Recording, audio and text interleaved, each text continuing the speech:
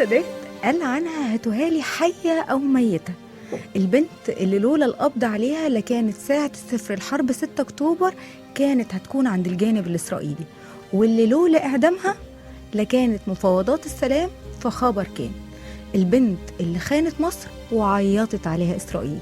يا مساء التشويق والغموض والإثارة على محبي الخفايا والخبايا، محبي ومستمعي راديو مصر على الهوا وبرنامج إيه الحكاية. معاكم ريهام مصطفى كل يوم سبت من 6 ل 7 على راديو مصر على الهوا وبرنامج إيه الحكاية.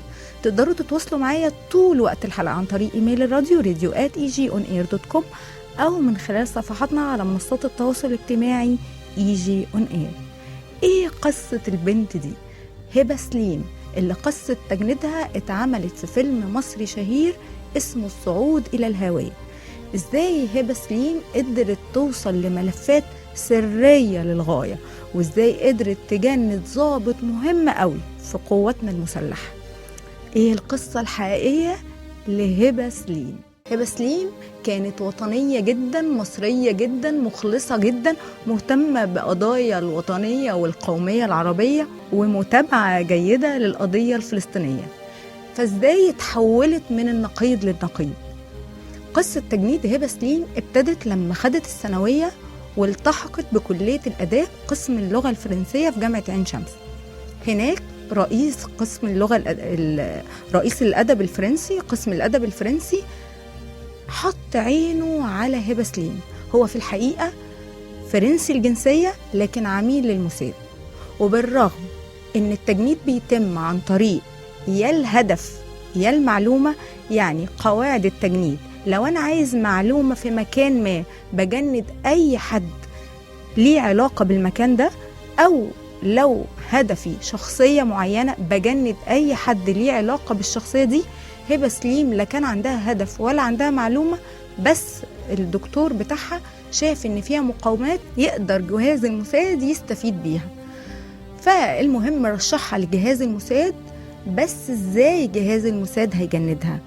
في اتفاقية تبادل ثقافي في الوقت ده ما بين جامعة السوربون وجامعة عين شمس، كان بيقدموا منحة دراسية للأولى على الدفعة. بس هبة سليم ما كانتش شاطرة لدرجة إنها تطلع الأولى على الدفعة، فقدر الدكتور ده إنه يجيب المنحة ل2 في السنة دي بصفة استثنائية وطلعها التانية. بس هبة سليم كان قدامها عقبة، إزاي هتقنع أهلها بالسفر إنها تكمل تعليمها خارج البلاد، وخاصة إنها من عيلة محافظة ومن أصل صعيدي من الطبقة المتوسطة. في الوقت ده كان تعليم البنت إنها تكمل تعليمها وتسافر لوحدها غير مسموح بيه.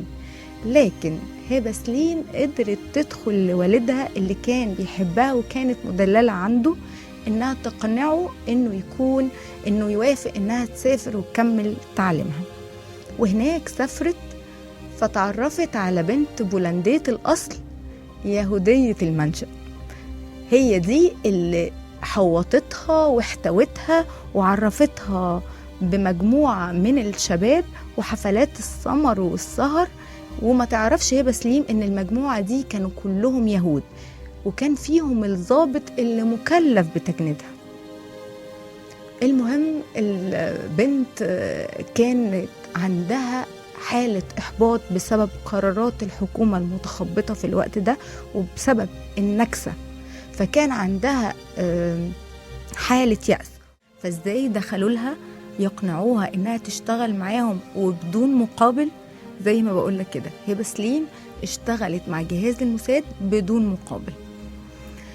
هبة سليم كانت بنت متأثرة بالأحداث بتاعت البلد والنكسة، وما كانش عندها، كانت ثقتها مهزوزة بقرارات الحكومة وبأحوال البلد. ومن هنا دخلها الضابط اللي مختص بتجنيدها إن دولة زي دولة الكيان مستحيل إنها تهزم، إن دولة زي دولة الكيان مستحيل إن العرب يهزموها بالقوة اللي عندها، وخاصة إنها دولة بتسعى للسلام، في حين إن العرب هم اللي بيسعوا للحرب وهم مش قدها. ففعلا ابتدت تشوف في كلامهم بصيص أمل ونور لحماية من زيادة عدد الأرامل والأيتام اللي في مصر، فابتدت تقتنع بكلامهم. وفي الوقت ده اشتغلت هبة سليم في السفارة المصرية في فرنسا. زي ما انت عارف ان اي حد بيدرس بره بيشتغل جنب الدراسة، فاشتغلت في السفارة المصرية، وهناك شافها سفيرنا المصري فخري عثمان، كان هو السفير المصري في فرنسا وقتها. وقال عنها، هو كان عنده علاقات صداقة بعيلتها، فقال عنها إنها بنت ب100 راجل، وإن لو كل 100 بنت مصرية فيهم بنت زي هبة سليم كانت مصر هتبقى في حتة تانية. والحقيقة أنا حابة أقولك إن لولا القبض على هبة سليم كانت فعلا مصر هتبقى في حتة تانية. فإزاي قدرت هبة سليم تجند واحد من أهم ضباطنا في قواتنا المسلحة، المقدم المهندس فاروق الفقي؟ هبة سليم كانت زي ما قلت لكم شغالة في السفارة المصرية في فرنسا.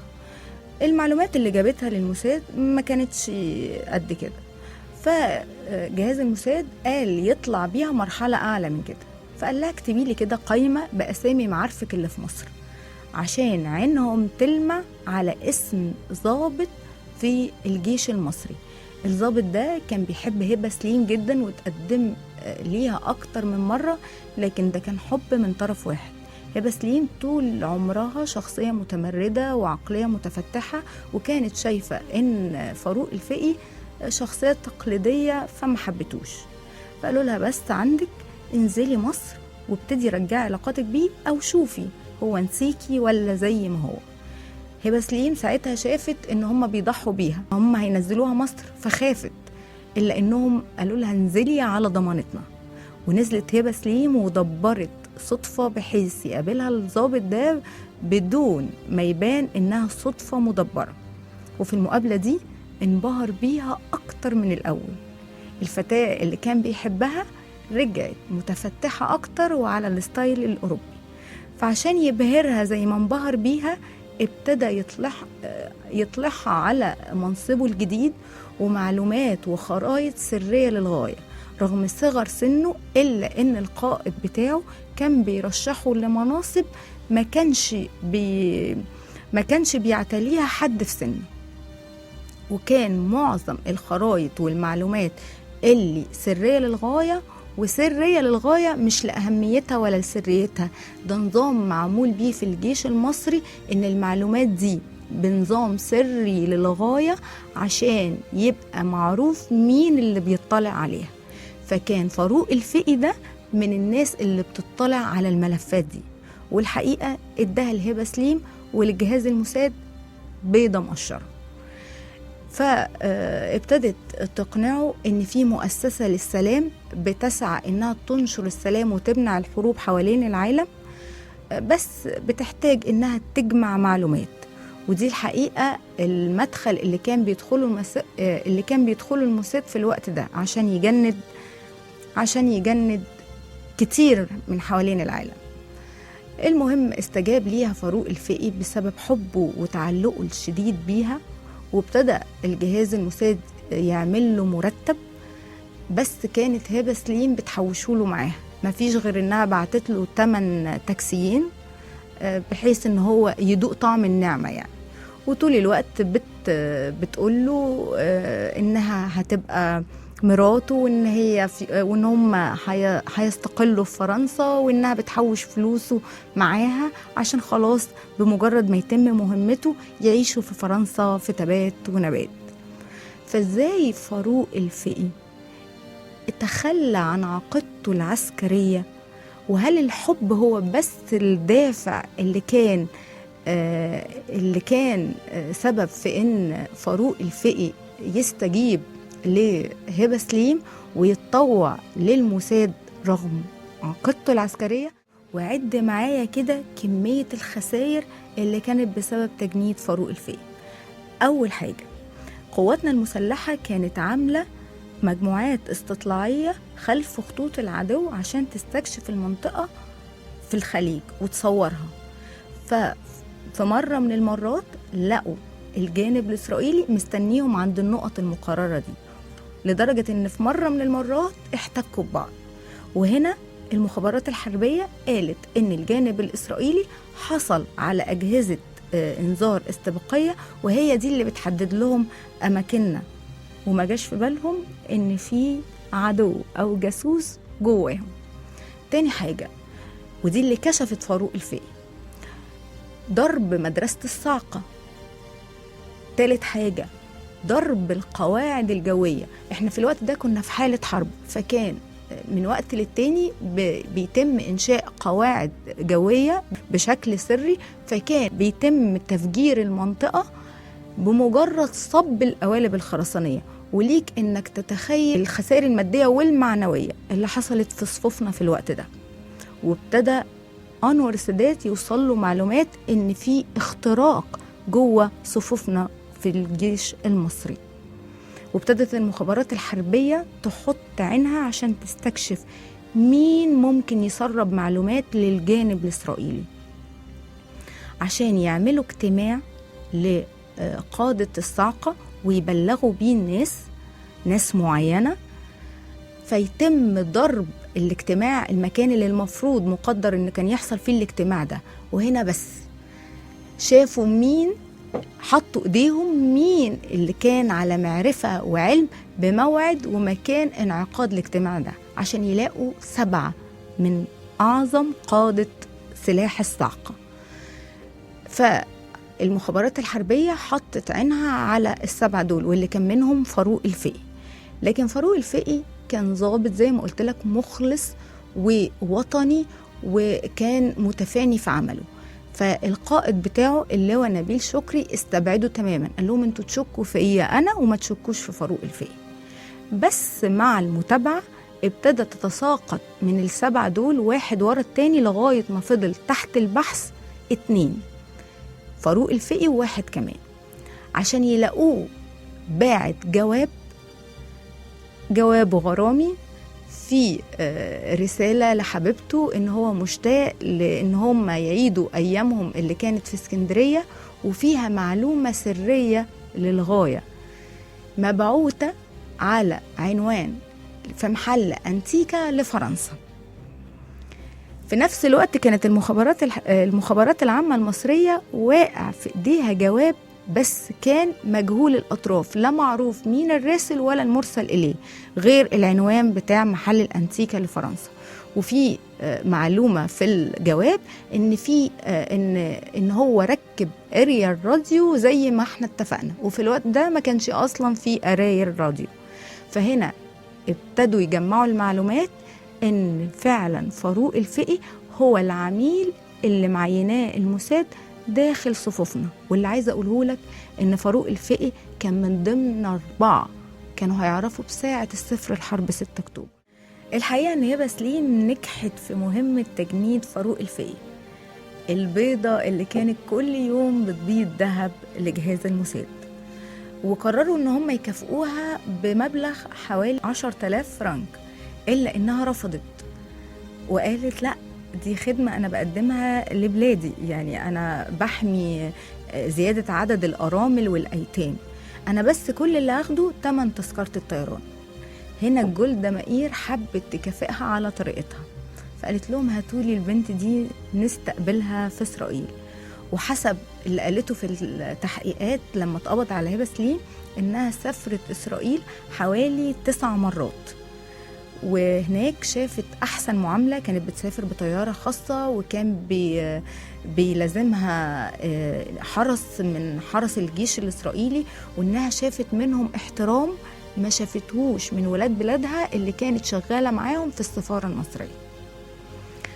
أما بقى فاروق الفقي اللي كانت قصته قصة، واللي كان القائد بتاعه اللواء نبيل شكري لما عرف إن هو اللي بيسرب المعلومات وإن كانت الحرب هتنتهي بسببه من قبل ما تبتدي، قرر إنه يقدم استقالته، إلا إن أنور السادات رفض، فقال أنا هستمر في الخدمة بس أنا اللي أشارك في إعدام فاروق الفقي. وبالفعل تم إعدام فاروق الفقي بعد ما تم القبض عليه وحبسوه في شقته، بحيث تتم المراسلات زي ما هي، جهاز الموساد ما يشكش ان تم القبض على فاروق. وابتدى فاروق يبعت لهم المعلومات بس اللي بتقول له عنها جهاز المخابرات المصرية. لغاية ما انتهت مهمته وخلاص اتنفذ عليه حكم الإعدام رميا بالرصاص، واتبرأ من والده اللواء عبد الحميد الفقي. واللي عايزة أقوله لك إن فاروق الفقي كان خال إعلامي شهير مصري هو توفيق عكاشة. فإزاي بقى تم القبض على هبة سليم، الفرخة اللي بتبيض بيضة ذهب لجهاز الموساد، وإزاي انقلب السحر على الساحر؟ في مهمة صعبة قوي قدام المخابرات المصرية، ازاي هتقبض على هبة سليم؟ راح 2 من ضباط من المخابرات المصرية لليبيا. ليه؟ والد هبة كان مدرس إعارة في ليبيا طرابلس، فهناك راحوا يقابلوا والدها عشان يشوفوا ازاي يقدروا يقبضوا على بنته. وهناك قابلهم فخري عثمان. فاكرين فخري عثمان السفير المصري اللي كان في فرنسا، واللي قابل هبة سليم، واللي كان صديق العيلة. فهناك عرف منهم كل القصة، فقال لهم انتوا ناويين على ايه؟ قالوا له ناويين ناخد والدها ونطلع بيه على فرنسا ونحاول نقبض عليه. فقال لهم مستحيل، جهاز الموساد مسيطر على فرنسا، ليه دراع في كل مكان، مستحيل، المهمة هتنتهي من قبل ما تبتدي. قال لهم احنا الحل ان احنا نجيب هبة سليم هنا في ليبيا عشان نقبض عليه، عشان تقبضوا عليه. وبالفعل اتفقوا مع السلطات الليبية واتفقوا مع والدها، قالوا له ان بنته متورطة في خطف طيارة عليها جاليات أمريكية ومطلوب القبض عليها دوليا، والحل ان يستدرجوها عشان يقدروا يحموها. ودخلوا والدها المستشفى في العناية المركزة على انه جات له ذبحة صدرية وحالته حرجة ومحتاج ان بنته تكون موجودة جنبه. وكان فخري عثمان هو اللي بيتواصل مع هبة سليم طول الوقت، بيكلمها ويستعطفها شوية باللين وشوية بالشدة، لكن الموساد كان رافض تماما ان هبة سليم تسافر لوالدها في طرابلس. فقالت لهم خلاص هاتوهولي أعالجه هنا في فرنسا في أحدث هنا في مستشفياتنا. إلا إن هناك المستشفى عملوا ملفات إن والدها ممنوع من الحركة، وفي الوقت ده كانت المخابرات المصرية خافت والدها تماما. وفخري عثمان قال لها إن هو نقله على بيته تحت مسؤوليته الخاصة لغاية ما أنت تيجي، وممرضة هي اللي بتتابع حالته. والموساد راح بعت ناس عشان يتأكدوا من صحة المعلومات دي. في الوقت ده الموساد لقى فعلا كل المعلومات اللي بتقولها هبة سليم عن المعلومات الصحية عن والدها صح. فقالوا لها خلاص هنبعتك ليبيا، بس مش بطيارة مباشرة من فرنسا، بحيث ان لو في حد متتبعك نقدر نكشف العملية. بعتوها من فرنسا لإيطاليا ومن إيطاليا لطرابلس، وكانوا متفقين معاها على سين ان هم لو حسوا بحاجة انها تعمل قلق في الطيارة بحيث تتدخل السلطات المحلية ويفشلوا عملية القبض عليها من قبل ما تبتدي. وبالفعل بمجرد ما وصلت الطيارة من إيطاليا لطرابلس دخلت هبة سليم الحمام وطلعت منه بتصرخ وعملت حالة خرج ومرج، ختمي السوليتير ضاع، ختمي السوليتير، محدش ينزل من الطيارة، كله يتفتش. وهنا تدخلت السلطات المحلية. فخري عثمان زي ما قال كانت رجله بتسابق الضباط قبل ما يطلعوا الطيارة، لكن للأسف وصلوا قبله. بس فخري عثمان قدر يقنعهم ان هي البنت طرفه وان البنت تبعه وان هو ما فيش داعي ان هم يتدخلوا وان هو هيحتوي الموقف، وقعد يهديها ويقول لها حاضر هجيب لك الخاتم بتاعك بس انزلي معايا، مش هننزل حد، حاضر حاضر. السلطات المصرية طلبت من المطار في ليبيا خفض الأضواء بحيث والحركة، خفض الأضواء والحركة على الرانواي بحيث تدخل طيارة مصر للطيران لأقرب مكان يقدروا ياخدوا منها هبة سليم. هبة سليم اللي خدها فخري عثمان في قاعة كبار الزوار لمدة ساعتين كده، ياخد ويقول معاها كلام بحيث ياخدها في دنيا تانية عقبال ما تدخل طيارة مصر للطيران. هنا الاتنين اللي كانوا مسافرين معاها حسوا إن دي عملية للقبض على هبة سليم، فاتصلوا بمكتب الموساد في فرنسا وبلغوا الضابط المسؤول عنها، الضابط أدمون، اللي بمجرد ما عرف ده انتحر ورمى نفسه بالرصاص، ضرب نفسه بالرصاص. الحادثة اللي اتكلمت عليها الصحف الفرنسية في الوقت ده. وفعلا تم القبض على هبة سليم وتم التحقيق معاها 70 يوم، وقالت كل المعلومات. فبعد ما كان بطن الجيش المصري عند جهاز الموساد، بما انها سافرت اسرائيل وشافت اغلب ومعظم القواعد العسكرية والجوية هناك، هي اللي بلغت وانقلب السحر على الساحر، وقالت كل المعلومات دي للجيش وللمخابرات المصرية عشان يستفيد من المعلومات دي في حربنا في نصر 6 أكتوبر. ونيجي بقى عند مفاوضات السلام. فبعد ما اتقبض على هبة سليم ودخلنا الحرب وانتصرنا، بدأت مفاوضات السلام. وهبة سليم في الحقيقة ما كانش عندها شك إن إسرائيل هتسيبها. جولدا مائير قالت عنها إنها قدمت أفضل من اللي قدمته رجالة وقادة إسرائيل للكيان، فكانت البنت الشرعية لجولدا مائير. فطول الوقت كانت بتقول هم هيخرجوني، هم هيجوا، ما إسرائيل مش هتسيبني. وطلبت في زنزانتها إن هم يجيبوا لها بواركها وعطورها وبرفاناتها، وكمان يرشوا لها الزنزانة. كانت بتتعامل مع الفترة دي على إنها فترة انتقالية وإنها خارجة. والحقيقة إن فعلا إسرائيل طول الوقت كانت بتتفاوض على هبة سليم. أنور السادات ما كانش في الفترة دي واعي لخطورة هبة سليم، إلا إن لما جاله المبعوث الأمريكي هنري كيسنجر قال له بدأ معاه الكلام بالتفاوض على الأسرى. فهنا فطن أنور السادات إن الدور الجاي الكلام على هبة سليم، عشان يقول لهنري إن هم فعلا شنقوا هبة سليم. وبمجرد ما هنري سابه اتصل على رجالته وقال اعدموها لي فورا. البنت دي لو عاشت أكتر من كده هيبقى فيه خطورة، مش بس على مفاوضات السلام، ده على العرب كلهم. هي كانت أخطر جاسوسة مصرية عربية. وبالفعل تم إعدامها. وقبل إعدامها حسب المأمور ما قال، اللي مكلف إنها تعدم، قال استدعاها لمكتبه عشان يبلغها إنها هتروح في عربية الترحيلات عشان يتنفذ فيها حكم الإعدام. لقاه جاياله في كامل زينتها ولابسة باروكتها، وبتقول له خلاص جولدا مائير هتخرجني، خلاص هتخرجوني بطيارة خاصة وهخرج، ما أنا قلت لكم أنا كده كده خارجة. وعايزة أقول لك إن في الفترة دي قبل تنفيذ حكم الإعدام كانت من القوة والجراءة إنها بتبعت جوابات بتطلب عفو رئاسي، جوابات كتير لأنور السادات. ولما يأست بعتت لمراته جيهان السادات. والبنت دي كانت مقتنعة جدا إنها بتقدم خدمة وطنية، وده يبين لك تأثير غسيل الدماغ اللي احنا فيه طول الوقت دلوقتي. احنا بيشككونا في كل حاجة، في كل الحقائق. فعلا الفيلم اللي جسد قصتها وصف اللي احنا فيه أدق وصف، الصعود إلى الهواء. أقابلكم في حلقة تانية. أنا ريهام مصطفى وبرنامج إيه الحكاية.